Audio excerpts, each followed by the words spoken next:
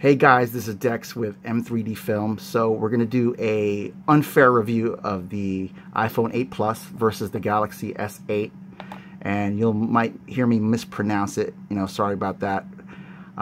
Just ahead of time because they're so close. The names are so close. There's the S8 and this is the iPhone 8.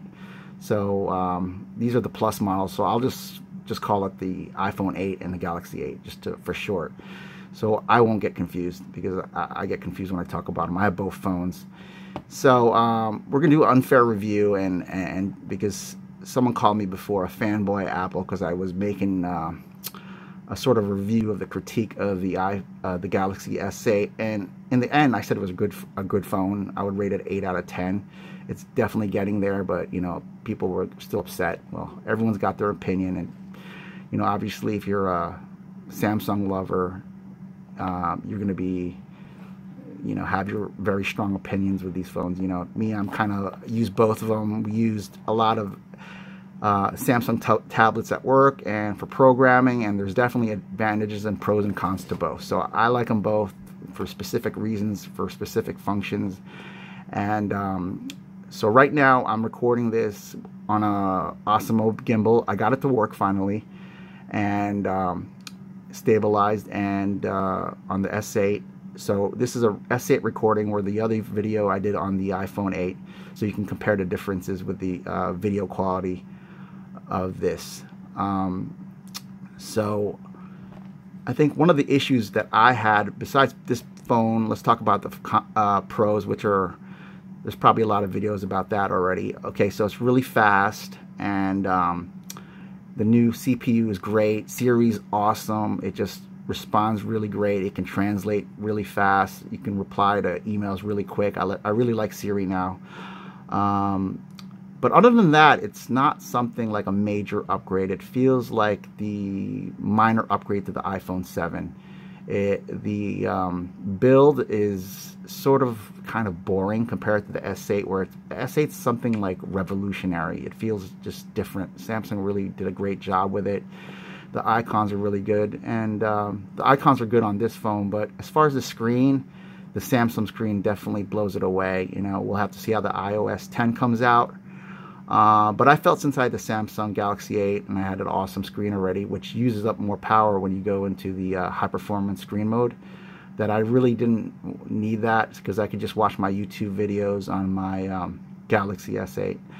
So one of the issues I had, which bugs me, is this only one lightning port. So if you have a headset, and sometimes I don't like using Bluetooth and I just like to use a headset, you can't charge your phone. And I agree with the Android users, why can't we just put a jack here, make it a little bit bigger, so I don't really get that.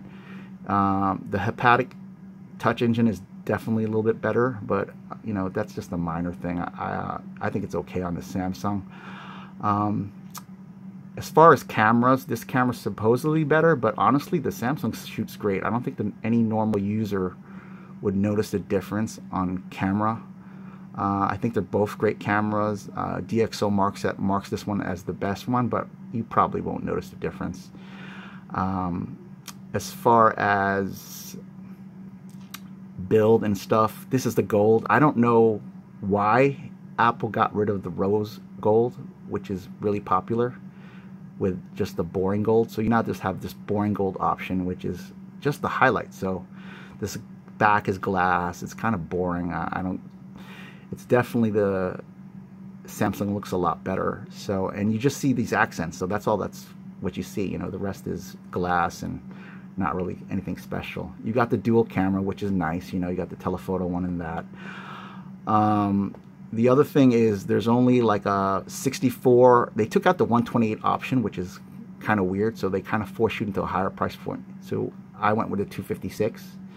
And the S8's nice because they let you put an SD card in the S8. I can't show you right now because it's filming, but the S8's really cool that you can do that, so you can go to 128.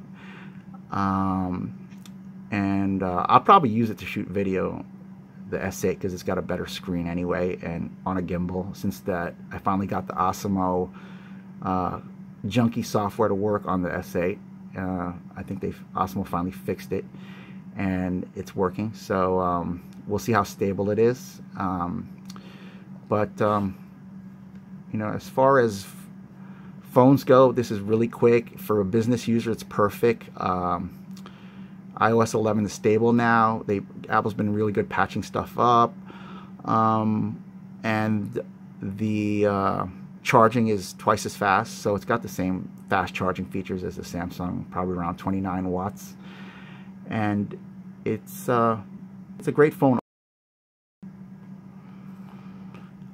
So I would say this would, you know, if versus the Galaxy 8, the Galaxy 8 is definitely better value, and feature-wise, icon-wise, it's close. So if you want to switch from an iPhone to a Samsung Android, you probably could do it. It's pretty similar, and the icons really look nice on the Samsung, so it's really close. You know, I use them both. I like them both, and I don't have any issues. I like having two phones.